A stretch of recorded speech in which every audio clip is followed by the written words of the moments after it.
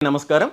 గత దశాబ్దాల కాలం నుండి పుంగనూరు నియోజకవర్గానికి పట్టిన రాజకీయ గ్రహణాలని వదిలించి నియోజకవర్గాన్ని అభివృద్ధి దిశగా నడిపించాలనే ఆశయంతో నేను గత 5 సంవత్సరాల నుండి చేస్తున్న పోరాటం కీలక దశకు చేరుకుంది.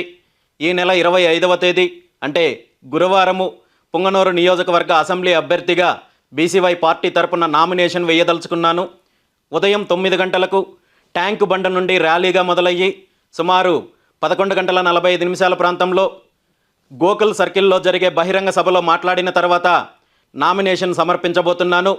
ఈ బహిరంగ సభలో పుంగనూరు నియోజకవర్గంలో జరుగుతున్న చీకటి రాజకీయ ఒప్పందాల గురించి, ప్రపంచానికి తెలియని అనేక నిజాల గురించి, అదేవిధంగా కొంతమంది పెద్ద మనుషులు అధికారాన్ని అడ్డం పెట్టుకొని చేసిన దౌర్జన్యాలు, దోపిడీలు, అరాచకాల గురించి ఆధారాలతో సహా పుంగనూరు నియోజకవర్గ ప్రజల ముందుకు తీసుకురాబోతున్నాను.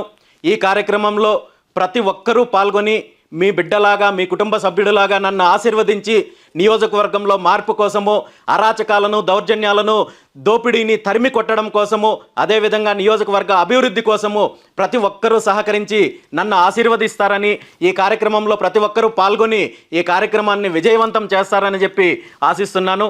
మీ రామచంద్ర యాదవ్.